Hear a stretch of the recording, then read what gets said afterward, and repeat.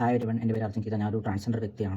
അപ്പം March 13 ലോകസഭയിൽ union മിനിസ്റ്ററായിട്ടുള്ള സാമൂഹ്യനീതി വകുപ്പിൻ്റെ മിനിസ്റ്ററായിട്ടുള്ള doctor Virendra Kumar transgender person protection act 2019 ഒരു അമെൻമെൻറ്റ് ബില്ല് പ്രസൻറ്റ് ചെയ്തിരുന്നു. അപ്പോൾ അത് ഭയങ്കര ട്രാൻസ് വ്യക്തികളെ തന്നെ നെഗറ്റീവ് ഇമ്പാക്ട് ചെയ്യുന്ന അവരുടെ എക്സിസ്റ്റൻസ് തന്നെ ഇല്ലാതാക്കുന്ന അല്ലെങ്കിൽ ചോദ്യം ചെയ്യുന്ന തന്നെ ഒരു ബില്ലാണ്. അപ്പോൾ അതിനെക്കുറിച്ച് ഞാൻ മനസ്സിലാക്കിയുള്ള കുറച്ച് കാര്യങ്ങൾ മലയാളത്തിൽ ഷെയർ ചെയ്യാൻ കരുതിയിട്ടാണ് ഇപ്പോൾ ഈ വീഡിയോ ചെയ്യുന്നത്. ഒന്നാമത്തെ കാര്യം നിങ്ങൾ മനസ്സിലാക്കേണ്ടത്, ഒരു ബില്ല് ഒരു ലോകസഭയിലോ അല്ലെങ്കിൽ രാജ്യസഭയിലേക്ക് ആ ബില്ല് എത്തുന്നതിന് മുമ്പ് തന്നെ ക്യാബിനറ്റ് എന്ന് പറയുന്നത് ഇന്ത്യയിലെ പ്രധാനപ്പെട്ട പൊസിഷനിലുള്ള പ്രൈം മിനിസ്റ്റർ, മറ്റ് ഹോം ഓഫീസ്, അങ്ങനെയുള്ള പ്രധാനപ്പെട്ട മേജർ ആയിട്ടുള്ള മിനിസ്റ്റേഴ്സ് കൊള്ളുന്ന ഒരു ഗ്രൂപ്പാണ്, ഒരു കമ്മിറ്റിയാണ് ഈ ക്യാബിനറ്റ് എന്ന് പറയുന്നത്. അപ്പോൾ ആ കമ്മിറ്റിയിലെ ഗ്രീൻ ലൈറ്റ് കിട്ടിയതിന് ശേഷം മാത്രമാണ് ഈ പറയുന്ന ലോകസഭയിലേക്ക് ബില്ല് എത്തിയിട്ടുള്ളത്. അപ്പോൾ 10-ാം തീയതി കണ്ടാണെന്ന് തോന്നുന്നു ഓൾറെഡി ഗ്രീൻ ലൈറ്റ് കിട്ടിയിട്ട് വരെ 13-ാം തീയതി വീരേന്ദ്രകുമാർ ലോകസഭയിൽ ഇത് അവതരിപ്പിക്കുന്നു. ഫസ്റ്റ് റീഡിംഗ് കഴിഞ്ഞു. അപ്പോൾ ഫസ്റ്റ് റീഡിംഗ്, സെക്കൻഡ് റീഡിംഗ്, അങ്ങനെയൊക്കെ പല ഇത് കഴിഞ്ഞതിന് ശേഷം പലതൊന്നും ഒത്തിരിയൊന്നും കാണില്ല.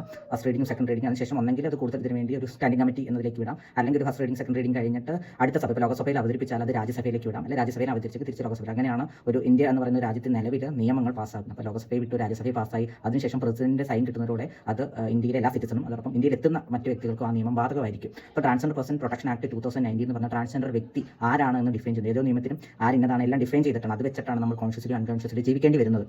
അതോടൊപ്പം തന്നെ 2019 ആക്ട് ട്രാൻസ്ജെൻഡർ എന്ന് പറഞ്ഞാൽ ട്രാൻസ്മെൻ, non binary, gender fluid, intersex എന്ന് വെച്ചാൽ സെൽഫ് ഐഡന്റിഫിക്കേഷൻ എന്ന് വെച്ചാൽ ട്രാൻസ്ജെൻഡർ എന്ന് പറയുന്നത് തന്നെ ഒരു ബയോളജിക്കലി ഉള്ള ഒരു വ്യത്യസ്തതയുടെ പേരിലുള്ള ഒരു ബേസ് ആയിട്ടുള്ള കാര്യമാണ്.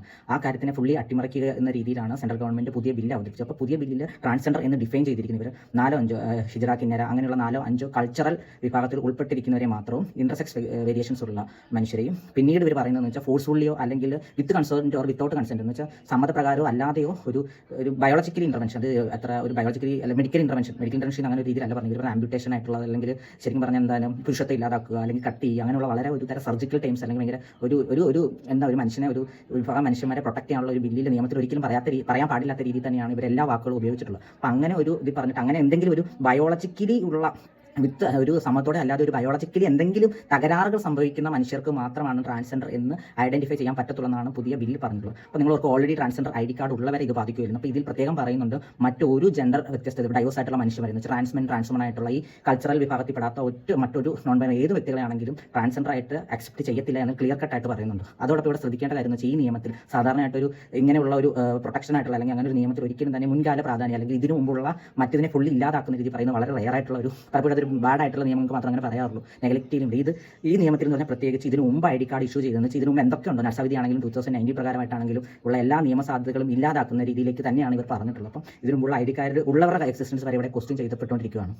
ഇവർ ബേസ് ആയിട്ട് ഇവരുടെ ഒരു അണ്ടർസ്റ്റാൻഡിംഗ് എന്ന് പറഞ്ഞാൽ ട്രാൻസ്ജെൻഡർ വ്യക്തികൾ എന്ന് പറഞ്ഞാൽ എന്തെങ്കിലും ബയോളജിക്കൽ വേരിയേഷൻ ഉള്ള അല്ലെങ്കിൽ നിർബന്ധിതമായിട്ട് എന്തെങ്കിലും സർജിക്കലോ മറ്റു കാര്യം സർജിക്കലോ ഈവൻ ഹോർമോൺ തെറാപ്പി പോലുള്ള എന്തെങ്കിലും കാര്യങ്ങൾ ചെയ്തവർ അല്ലെങ്കിൽ ബയോളജിക്കലി ട്രാൻസ് ആണെന്ന് വിസിബിലി കാണിക്കുന്ന മനുഷ്യരെ മാത്രം ഒരു ട്രാൻസ്ജെൻഡർ ആൾക്കാരായിട്ട് ഇവർ ഡിഫൈൻ ചെയ്യുന്നത്. ഈ ഡെഫിനിഷൻ പോലും അതിപ്പോൾ അവർക്ക് ഇന്ന വിഭാഗത്തിൽപ്പെടുന്ന മനുഷ്യനാണ്, ഞാൻ അതുകൊണ്ട് എന്നെ ട്രാൻസ് ആയിട്ട് ഇവർ എടുക്കുമല്ലോ എന്ന് കരുതിയ തെറ്റാണ്. ഈ നിങ്ങൾ ട്രാൻസ്ജെൻഡർ ആണെന്ന് ഇങ്ങനെയൊക്കെ ഇൻക്ലൂഡഡ് ആവുന്ന മനുഷ്യരാണെങ്കിൽ പോലും ഒരു മെഡിക്കൽ ബോർഡ് നിങ്ങളെ കണ്ട് അവരെ സാറ്റിസ്ഫൈ ചെയ്യും നിങ്ങൾ ട്രാൻസ് ആണെന്ന് വെച്ചാൽ പറയുകയാണെങ്കിൽ ലീഗലി നിങ്ങളുടെ തുണി ഒരുക്കാനുള്ള ഒരു ലീഗൽ ടൂളാണ് ഇവർ കൊടുക്കുന്നത്. ഇപ്പം നിയമപരമായിട്ട് അതിനുള്ള സാധ്യത ഇല്ലാഞ്ഞിട്ട് പോലും പല ഇൻസ്റ്റിറ്റ്യൂട്ടിലും പല അതോറിറ്റികളും വ്യക്തികൾ തുണിയിരിക്കുന്ന സംഭവങ്ങളും ഉണ്ടായിട്ടുണ്ട്. അപ്പോൾ ആ ഒരു സാഹചര്യത്തിലാണ് ഇപ്പോൾ നിയമപരമായിട്ട് തന്നെ അതിലൊരു സാധ്യത കൊടുക്കുന്നത്. നിങ്ങളെ മെഡിക്കൽ ബോർഡ്, അത് സൂപ്രണ്ടന്റ് ആ പൊസിഷനിലുള്ള ഒരു മെഡിക്കൽ ബോർഡ് നിങ്ങളെ അവർക്ക് സാറ്റിസ്ഫൈഡ് ആയി അതിനുശേഷം ഈ പറയുന്ന ഡിസ്ട്രിക്ട് മജിസ്ട്രേറ്റ്, കളക്ടർ എന്നുള്ള വ്യക്തിയുടെ അവർക്ക് സാറ്റിസ്ഫൈ ആയാൽ മാത്രമേ നിങ്ങളെ ട്രാൻസ്ജെൻഡർ ആയിട്ട് പരിഗണിക്കത്തുള്ളൂ. മറ്റൊരു മനുഷ്യന്മാരെയും ട്രാൻസ്ജെൻഡർ ആയിട്ട് കൺസിഡർ ചെയ്യത്തില്ല എന്നിവർ ക്ലിയർ ആയിട്ട് പറയുന്നുണ്ട്. അതോടൊപ്പം നിങ്ങൾ ഏതെങ്കിലും ഒരു മനുഷ്യൻ സർജറി അല്ലെങ്കിൽ ജെൻഡർ ഫോമിംഗ് കെയർ എന്തെങ്കിലും നിങ്ങൾ ചെയ്യുവാണെങ്കിൽ ഹോസ്പിറ്റൽ അത് ഓട്ടോമാറ്റിക്കലി ഗവൺമെന്റിനെ ഇൻഫോം ചെയ്യണമെന്ന് വെച്ചാൽ ഗവൺമെന്റിന്റെ ലിസ്റ്റിൽ ഡേറ്റയിലേക്ക് നിങ്ങളുടെ ഡീറ്റെയിൽസ് എന്ന് വെച്ചാൽ ഒരു പേഷ്യന്റും ഡോക്ടർ അല്ലെങ്കിൽ മെഡിക്കൽ റെക്കോർഡ് എന്ന് പറഞ്ഞാൽ ഭയങ്കര പ്രൈവറ്റ് ആയിട്ടുള്ള ഒരു കാര്യമാണ്. അത് ഒരു സ്റ്റേറ്റിനും അത് കൈകടത്താനുള്ള ഒരു അവകാശമുണ്ട്. പക്ഷേ ഇവിടെ എന്ന് പറഞ്ഞാൽ അങ്ങനെ എന്തെങ്കിലും ഒരു ഇന്റർവെൻഷൻ നടന്നിട്ടുണ്ടെങ്കിൽ അത് ഗവൺമെന്റിനെ അറിയിക്കാൻ എല്ലാ മെഡിക്കൽ ഇൻസ്റ്റിറ്റ്യൂട്ടും ബാധ്യസ്ഥരാണെന്നുള്ളത് വളരെയധികം ഞെട്ടിപ്പിക്കുന്നു. ഞാൻ ഓൾറെഡി പറഞ്ഞു ഇതിന്റെ എന്ന് വെച്ചാൽ സാധാരണ നിയമങ്ങൾ വരുന്നത് മുൻകാല പ്രാധാന്യം അല്ലെങ്കിൽ പഴയതിൽ ഓൾറെഡി ഇപ്പം എന്ന് വെച്ചാൽ ഞാനിപ്പോൾ ചെയ്യുന്ന ഒരു കാര്യം നിയമപരമായിട്ട് ലീഗലി ഉള്ള ഒരു കാര്യമാണ്, കുഴപ്പമില്ലാത്ത കാര്യമാണ്. പക്ഷേ നാളെ ഒരാൾ അത് വേറൊരു നിയമം പാസ്സാക്കി ഈ സമയത്ത് ചെയ്തും ക്രിമിനൽ ആക്ടിവിറ്റി അല്ലെങ്കിൽ അത് ലീഗലി വാലിഡ് അല്ല എന്ന് പറയുന്ന അതേ ഇതിലാണ് ഇപ്പോൾ കൊണ്ടുവന്ന അമെൻമെന്റ് വെല്ലും കൊണ്ടുവന്നിട്ടുള്ളത്. എന്ന് വെച്ചാൽ പ്രീവിയസ്ലി നിങ്ങൾ ലീഗലായിട്ട് ചെയ്യുന്ന കാര്യം ഇപ്പോൾ ലീഗൽ അല്ലാതിരിക്കാനുള്ള ഒരു സാധ്യതയാണ് ഈ ഒരു ട്രാൻസ്പേഴ്സൺ പ്രൊട്ടക്ഷൻ അമെൻമെന്റ് ബില്ല് വന്നിട്ടുള്ളതെന്ന് പറഞ്ഞാൽ എത്രയ്ക്കും ട്രാൻസ് വ്യക്തികളെ ക്രൂശിക്കാവുന്ന അല്ലെങ്കിൽ എത്രത്തോളം ട്രാൻസ് വ്യക്തികളെ ഇല്ലാതാക്കാൻ ശ്രമിക്കുന്നതാണ് സെൻട്രൽ ഗവൺമെന്റിന്റെ ആറ്റിറ്റ്യൂഡ് നമുക്ക് ക്ലിയർ ആയിട്ട് മനസ്സിലാവും. ഈ മെഡിക്കൽ ബോർഡിന്റെയും കളക്ടറിന്റെയും അവരുടെ സാറ്റിസ്ഫാക്ടറി ആയിട്ട് മാത്രമേ ഈ പറയുന്ന മനുഷ്യരെ ട്രാൻസ് ആയിട്ട് കൺസിഡർ ചെയ്യുന്നത്. നിങ്ങൾ സെൽഫായിട്ട് ട്രാൻസ്ജെൻഡർ ആണെന്ന് സെൽഫ് ഐഡന്റിഫിക്കേഷൻ നഴ്സാ ഇതിലൂടെ നമുക്ക് ലീഗലി അല്ലെങ്കിൽ പ്രൊട്ടക്ഷൻ ആക്ട് വഴി നമുക്ക് ലീഗലി തന്നിരിക്കുന്ന സെൽഫ് ഐഡന്റിഫിക്കേഷൻ ഉള്ള ഫുള്ളി റദ്ദാക്കുന്ന രീതിയിലാണ് ഇവിടെ സെൻട്രൽ ഗവൺമെന്റ് ബില്ലിൽ കൊണ്ടുവന്നിട്ടുള്ളത്.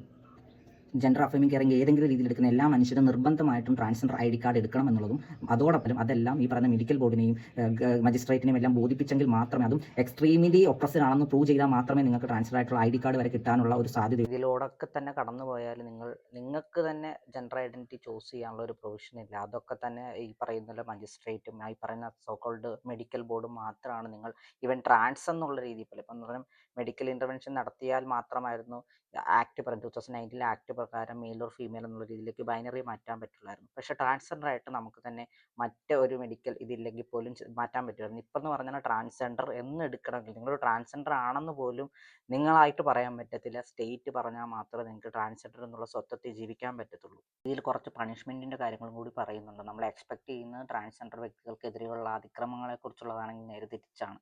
ഇതിൽ ട്രാൻസ്ജെൻഡർ വ്യക്തികളെ സെക്ഷലിയോ ഫിസിക്കലിയോ സെക്ഷലി എന്തെങ്കിലും അബ്യൂസസ് അസോൾട്ടുകൾ ഉണ്ടായാൽ പോലും മാക്സിമം കിട്ടുന്നത് 2 വർഷം വരെയാണ്. 2 വർഷവും 6 മാസം മുതൽ 2 വർഷം വരെയും പിന്നെ ഫൈനുമാണ് ഇവർ പറഞ്ഞിട്ടുള്ളത്. എന്നാൽ നേരെ തിരിച്ച് ഇതേ ബില്ലിൽ തന്നെ ഇപ്പോൾ ഒരു ചൈൽഡായിട്ടോ അല്ലെങ്കിൽ ഏതൊരു കുട്ടീനെ ആണെങ്കിലും അഡൾട്ടാകാത്ത 18 വയസ്സ് പ്രായപൂർത്തിയാകാത്ത ഒരു മനുഷ്യനെ ഈ പറയുന്ന പോലെ ട്രാൻസ്ജെൻഡർ ആണെന്നുള്ള ഡ്രസ്സിങ് ചെയ്യുകയോ മറ്റേതെങ്കിലും രീതിയിലേക്ക് എക്സ്പ്രസ് ചെയ്യുകയോ ചെയ്യുന്ന വ്യക്തികൾക്ക് കൊടുക്കുന്ന പണിഷ്മെന്റ് എന്ന് പറഞ്ഞാൽ മിനിമം 10 വർഷവും 14 വർഷം വരെയും പിന്നെ 3 ലക്ഷം രൂപയോ 2 ലക്ഷം രൂപ വരെ ഫൈനും കൂടിയാണ് പറഞ്ഞത്. എന്ന് വെച്ചാൽ അതൊക്കെ എന്ന് പറഞ്ഞാൽ ശരിക്കും പറഞ്ഞാൽ ട്രാൻസ്ജെൻഡർ വ്യക്തികളെ പലപ്പോഴും വീടുകളിൽ നിന്നൊക്കെ അബ്യൂസസ് കാരണം പുറത്തു വരുന്ന ട്രാൻസ്ജെൻഡർ വ്യക്തികളെ സപ്പോർട്ട് ചെയ്യുന്ന കമ്മ്യൂണിറ്റി ഗ്രൂപ്പുകൾക്കും വ്യക്തികൾക്കും അങ്ങനെ സപ്പോർട്ട് ചെയ്യുന്ന എല്ലാവർക്കും തന്നെ ഭീഷണിയായിട്ടുള്ള അവരെയൊക്കെ ഇതിലൂടെ തന്നെ കടന്നു പോയാൽ നിങ്ങൾക്ക് തന്നെ ജെൻഡർ ഐഡൻറ്റിറ്റി ചൂസ് ചെയ്യാനുള്ള ഒരു പ്രൊവിഷൻ ഇല്ല. അതൊക്കെ തന്നെ ഈ പറയുന്ന മജിസ്ട്രേറ്റും ഈ പറയുന്ന സോക്കോൾഡ് മെഡിക്കൽ ബോർഡും മാത്രമാണ് നിങ്ങൾ ഈവൻ ട്രാൻസ് എന്നുള്ള രീതിയിൽ ഇപ്പം പറഞ്ഞാൽ മെഡിക്കൽ ഇൻ്റർവെൻഷൻ നടത്തിയാൽ മാത്രമായിരുന്നു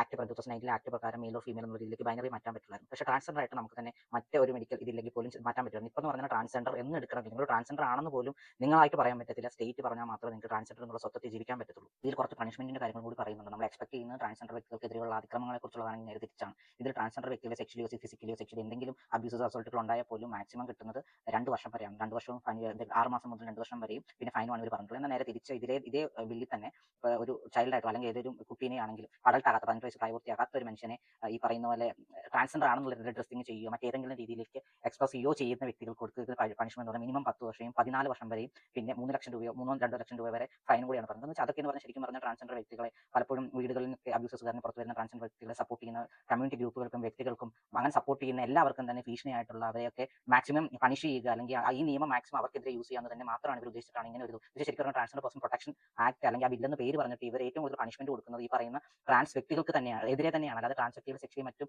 റേപ്പ് പോലും ചെയ്താൽ കിട്ടുന്നത് 2 വർഷം വരെയുള്ള പണിഷ്മെന്റ് ആണെന്നുള്ളത് തന്നെ നമുക്ക് എത്രത്തോളം വൈരുദ്ധ്യമുള്ളതാണ് ഈ ബില്ല്, എത്രത്തോളം ട്രാൻസ് മനുഷ്യരെ ഇല്ലാതാക്കാൻ ശ്രമിക്കുന്നതാണ് ഈ ബില്ലെന്നുള്ളത് നമുക്ക് ക്ലിയർ ആയിട്ട് മനസ്സിലാവും.